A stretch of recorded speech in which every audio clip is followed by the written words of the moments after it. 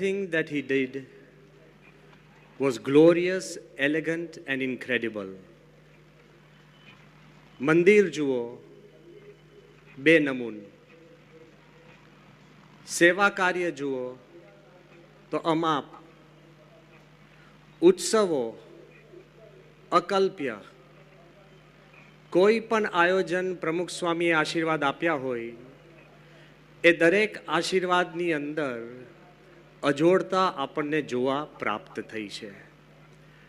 So it is true that his works were incredible. સ્વામીનું કાર્ય વિરાટ હતું અને એ વિઝિબલ હતું, પણ એની પાછળ જે પ્રમુખ સ્વામીની જે ભાવના એ ઇનવિઝિબલ હતી, કહેતા કે અદૃષ્ટ હતી. કાર્ય દેખાતું હતું પણ ભાવના અનુભવાતી હતી. હકીકતની અંદર જ્યારે સ્વામીશ્રીની સેવા કાર્યનું આપણે વિહંગાવલોકન કરીએ ત્યારે આપણા ભૂતપૂર્વ રાષ્ટ્રપતિ ડૉક્ટર એપીજે અબ્દુલ કલામ લખી ચૂક્યા, Pramukh Swami was the Himalayas of humanitarian activities and the Pacific of peace. સેવા કાર્યની અંદર પ્રમુખ સ્વામી એક હિમાલય તુલ્ય હતા, છતાં પણ પ્રશાંત મહાસાગર જેમ પોતે શાંત હતા. મૂળભૂત પ્રમુખ સ્વામીની જે સેવા હતી એની અંદર આધ્યાત્મિકતા અને દિવ્યતા વણાયેલી હતી, અને તેથી જ સેવા એ સ્વામીનો સ્વાભાવિક ગુણ હતો. કોઈ કહે અને કરે તે કાર્ય કહેવાય, કોઈ કહે તે પહેલા કરે તે કરુણા કહેવાય. ભુજ ભૂકંપ વખતે સૌને એક અનુભૂતિ થઈ કે પ્રમુખ સ્વામી ક્યારેય કોઈના કહેણની એમણે રાહ નથી જોઈ. He acted from within. It was instinctive. જેમ માખણ પીગળે તેમ સ્વામીશ્રીનું દિલ કરુણાથી પીગળતું હતું. અને એ પણ વાતના અમે અનુભવી છીએ કે જ્યારે 26 જાન્યુઆરી 2001ના ભૂકંપ આવ્યા પછી તત્કાલીન ચીફ મિનિસ્ટર કેશુભાઈ પટેલે સ્વામી બોચાસણમાં હતા અને સ્વામીને ફોન કર્યો.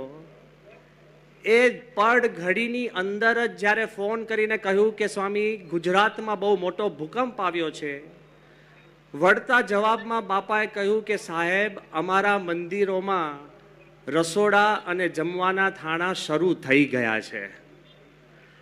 અવારનવાર ચીફ મિનિસ્ટર સાહેબ આ વાત ટાંકે છે અને આપણા લાડીલા વડાપ્રધાન માનનીય નરેન્દ્રભાઈ મોદી વારંવાર એક વાત દોહરાવે છે કે જ્યારે સમાજની અંદર કોઈ ભૂકંપ હોય, હોનારત હોય, પૂર હોય, સુનામી હોય, અમારે સરકારે એક જ ફોન પ્રમુખ સ્વામીને કરવો પડે અને પછી સરકારને પણ નિરાશ થઈ જાય એવું પ્રમુખ સ્વામીનું કાર્ય છે.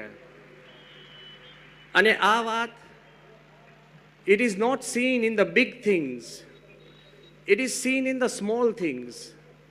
પ્રેમ અને કરુણા એ મોટા આયોજનની બાબત નથી, પણ નાની નાની બાબતની ચિંતાની બાબત છે.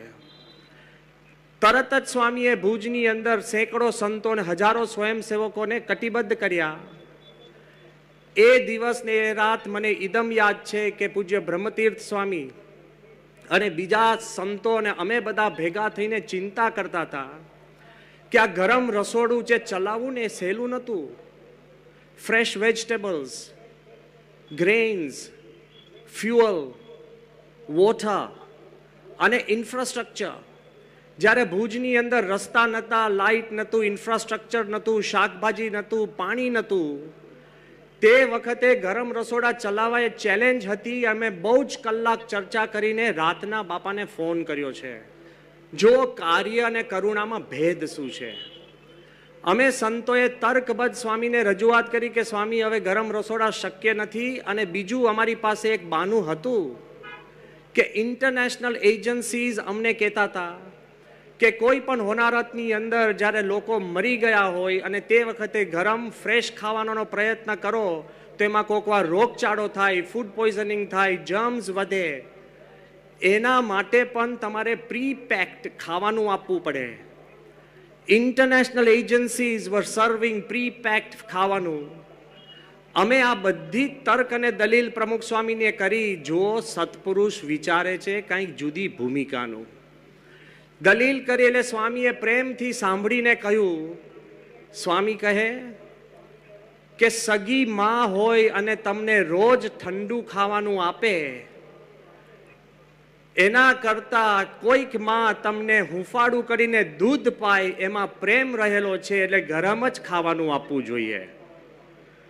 અત્યારે લોકોને અન્નની જરૂર નથી, હૂંફ, they need love. અને સ્વામીશ્રીએ જ્યારે એક શબ્દ કહ્યો, વિચારજો હાઉ પ્રમુખ સ્વામી મોટિવેટ્સ એવરીબડી. અમે રસોડું બંધ કરવા ફોન કર્યો અને બીજે દિવસથી 11 જગ્યાએ ગરમ રસોડા શરૂ થાય. એ BAPS સંસ્થા છે. આ પ્રમુખ સ્વામીની કરુણા કોઈના કહેવાથી નહીં, અંતરથી ઊભી થતી હતી. અને કરુણા અને પ્રેમ એટલે શું? It is seen in the smaller things of life. ચિંતા જુઓ, ક્યારેય સ્વામીએ અમને ગાઈડન્સ આપ્યું હતું કે આંકડા મોટા કહેવા નહીં. 20,000 બ્લેન્કેટ આપી હોય તો 10,000 કેવી, ક્યારેય મોટા આંકડા કહેવા નહીં. Lesson number 1. બીજું સ્વામીએ કહ્યું હતું કે આપણે સેવા લેવા નથી જતા, સેવા કરવા જઈએ છીએ. Lesson number 2. ત્રીજું સ્વામીએ જ્યારે નાની નાની બાબતની ચિંતા કરે, એકવાર રાતે સ્વામીનો ફોન આવે, સ્વામી કે અમને ખબર પડી છે કે લોકોના નખ વધી ગયા છે, ભૂકંપ પીડિતોના નખ વધે, એ પ્રમુખ સ્વામીને ચિંતા હોય એટલે ટ્રક ભરીને નેઇલ કટર મોકલ્યા. લે, લોકો ભૂકંપમાંથી ભાગ્યા છે, ચંપલ સ્લીપર નતા, તો સ્વામીએ ટ્રકો ભરીને સ્લીપર ચંપલ મોકલ્યા. ટૂથપેસ્ટ, બ્રશ, નાની નાની બાબતની સ્વામીએ ચિંતા કરી. પણ ક્લાઇમેક્સ કહું છું, ગરમ રસોડા તો ભારે પડતા હતા, પણ બાપાનો એકવાર ફોન આવ્યો ને સ્વામી કે આપણે મેન્યુમાં શું આપીએ છીએ, આ કઈ લગ્ન છે કે પાર્ટી છે? અમે કીધું કે બાપા એક જ છે, ખીચડી ને છાશ. સ્વામી કે મહિનાઓ સુધી એકનું એક ખાવાનું ખાય તો લોકોને લાગે અમે રાહત કેમ્પમાં છે. સ્વામી કે રોજ મેન્યુ બદલવું એટલે લોકોનો ઉત્સાહ વધે કે અમને કોઈક પ્રેમથી જમાડે છે. To bring back the spirit of humanity, the feeling of love and celebration એ સ્વામીશ્રીનો સિદ્ધાંત હતો. પછી સ્વામીનો ફોન આવે. મારે સૌ શ્રોતાઓને કહેવું છે, 2001 26 જાન્યુઆરી પછી 1 વર્ષ સુધી એક રાત એવી નથી ગઈ કે પ્રમુખ સ્વામીનો ભુજ ફોન આવ્યો ન હોય. એવરી નાઇટ, રોજ 10:30 વાગે બાપા આરામમાં જાય એટલે ફોન કરતા. જ્યારે અમે સ્વામીને કહ્યું કે હવે અમે ગામડે ગામડે સંતો જઈએ છીએ, 18 ટ્રકોમાં, આર્મી જોડે, બધી જ જગ્યાએ ફરીને વિચરણ કરીને રાતના 11:30 આવે છે, એટલે સ્વામી કદાચ ફોન નહીં લઈ શકાય. એ દિવસથી સ્વામીએ પોતાનો સુવાનો સમય એડજસ્ટ કર્યો અને રાતના 11:30 થી 12:30 પ્રમુખ સ્વામી ફોન કરતા હતા. This is leadership. અને ફોનમાં શું, સ્વામી કે મને ખબર પડી કે આપણે અન્ન ક્ષેત્ર ખોલ્યું છે, બધા આવતા નથી, કે ઘણા ખાનદાન માણસો છે લાઈનમાં ઊભા રહેવા માંગતા નથી. સ્વામી કે એમની ઘરે ઘરે ટિફિન પહોંચાડો. તમે ટિફિન પહોંચાડશો અને એમને કહેશે કે અમારે ઘણા છે ને પોતાનું દુઃખ કહી ન શકે, રડી ન શકે. સ્વામી કે એમને કહેજો કે આ પ્રસાદ છે, પ્રસાદ માનીને પણ તમે અન્ન જમો. How far can a person go to give his love? આ કઈ મોટી સેવા કે આંકડા નથી કે 4,500 ઘર, 18 લાખ માણસને જમાડવા કે કેટલાને બચાવવા. આંકડા કરતા પણ સત્પુરુષનો જે જીવંત પ્રેમ છે એ કંઈક જુદો છે.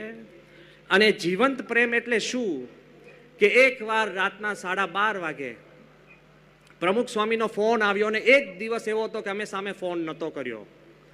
રાતના 12:30 વાગે સ્વામી કે કેમ ફોન ના આવ્યો? અમે કીધું બાપા કશું બીજું કાર્ય છે જ નહીં, કે એ જ કીટ આપી, એ જ લોકો, એ જ જમ્યા, બીજું કશું જ નવું નથી. સ્વામી કે કોઈ રિપોર્ટ ના હોય ને એ પણ કહેવું, 0 report is still a report. આ પ્રમુખ સ્વામીનું તંત્ર છે. અને અમે હસવા લાગે. સ્વામી કે છતાંય અત્યારે શું ચાલે છે? એટલે હું હતો અને વેદજ્ઞ સ્વામી પણ હતા. ચાલતા ચાલતા મેં સ્વામીને કહ્યું કે બાપા અત્યારે ભુજની અંદર ટેન્ટની અંદર બધા જ ભૂકંપ પીડિતો સૂઈ ગયા છે, બધી જ લાઈટો બંધ છે, કલેક્ટરની કચેરીમાંથી અમે પસાર થયા, જે ચીફ છે એ પણ શાંતિથી આરામ કરે છે. એક